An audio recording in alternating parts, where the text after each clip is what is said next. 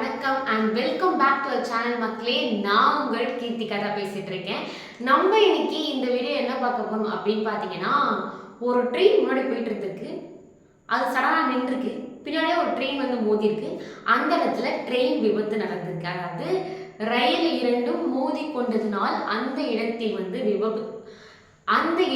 விபத்து நடந்திருக்கு. அந்த விபத்துல இத்தனை பேர் உயிரிழந்திருக்காங்க, இத்தனை பேர் காயமடைஞ்சிருக்காங்க, இத்தனை பேருக்கு லேசான காயம் இருந்திருக்கு. இதுக்கெல்லாம் கவர்மெண்ட் என்னப்பா பண்ணுச்சு அப்படிங்கிறது தான் இந்த வீடியோ உங்களுக்கு சொல்ல போகுது. வாங்க வீடியோக்குள்ள போகலாம்.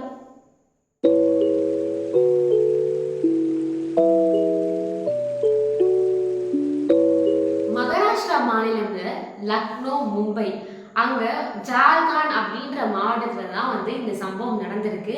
புஷ்பக் அப்படின்ற ரயில் வந்து மும்பைல இருந்து புஷ்பக்கு அந்த புஷ்பக் எக்ஸ்பிரஸ் வந்து கிளம்பியிருக்கு.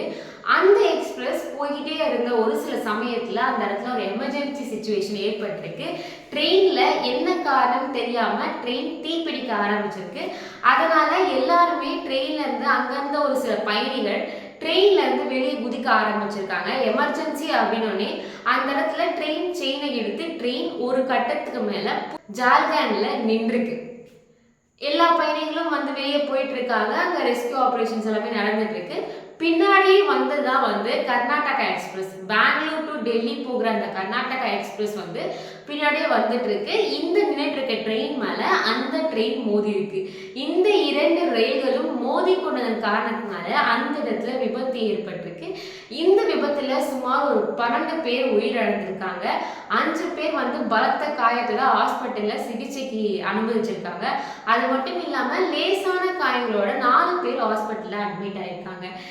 இந்த ஆக்சிடென்ட் அப்பவும் அங்க இருக்க அதிகாரிகள் உடனே நடவடிக்கை எடுத்ததுனால இவங்களை காப்பாற்றவும் முடிஞ்சிருக்கு. அதே மாதிரி இறந்த குடும்பங்களுக்கு வந்து 1.5 லட்சம் ரூபாய் நிதி உதவியும் அரசு கொடுக்குது. அது மட்டும் இல்லாம காயமடைஞ்சவங்களுக்கு 50 ரூபாய் நிதியும், அது மட்டும் இல்லாமல் அவங்களோட செலவு எல்லாமே நாங்களே பார்த்துக்கணும் அப்படின்ற மாதிரியும் கவர்மெண்ட் சொல்லியிருக்காங்க. லேசான காயமடைஞ்சவங்களுக்கு 5000 கவர்மெண்ட் சைட்லேருந்து கொடுக்கப்படுது. இது மட்டும் இல்லாமல் அவங்களோட மருத்துவ உதவி, நிதி காப்பீடு அப்படின்ற நிறைய விஷயங்களும் அந்த கவர்மெண்ட் வந்து ப்ரொவைட் பண்ணுறாங்க. இந்த ட்ரெயின் ஆக்சிடென்ட் இன்னும் எத்தனை பேரை வந்து அந்த இடத்துல உயிரிழக்க செஞ்சிருக்கு, எத்தனை பேர் காயமடைஞ்சிருக்காங்க அப்படின்ற அப்டேட்ஸ் எல்லாமே வந்து இனிமேல் தான் நம்மளுக்கு அஃபிஷியலாக வெளிவரும். அது மட்டும் இல்லாமல் இந்த ட்ரெயின் ஆக்சிடென்ட் புஷ்பக் ட்ரெயினில் ஃபயர் ஏற்பட்டதுக்கு என்ன காரணம் அப்படின்றதும் ரயில்வே துறை விசாரிச்சுட்டு வந்துட்டும் இருக்கு. ஸோ இது பார்த்தீங்கன்னா நிறைய விஷயங்கள் தெரிஞ்சுக்கணும் அப்படின்னு நினைச்சீங்கன்னா கண்டிப்பாக கீர்த்தி எட்டியப்பன் அப்படின்ற என்னோட சேனலை மறக்காம சப்ஸ்கிரைப் பண்ணிக்கோங்க. கூடவே பக்கத்தில் இருக்க பெல் ஐக்கானும் ப்ரெஸ் பண்ணுங்க. அண்ட் உங்களுக்கு இந்த வீடியோ பிடிச்சிருந்துச்சு அப்படின்னா நீங்கள் மட்டும் இல்லாமல் உங்கள் ஃப்ரெண்ட்ஸ்க்கும் ஷேர் பண்ணுங்க. அத்துடன் உங்களிடமிருந்து விடைபெறுவது உங்கள் கீர்த்திகா. பாய்.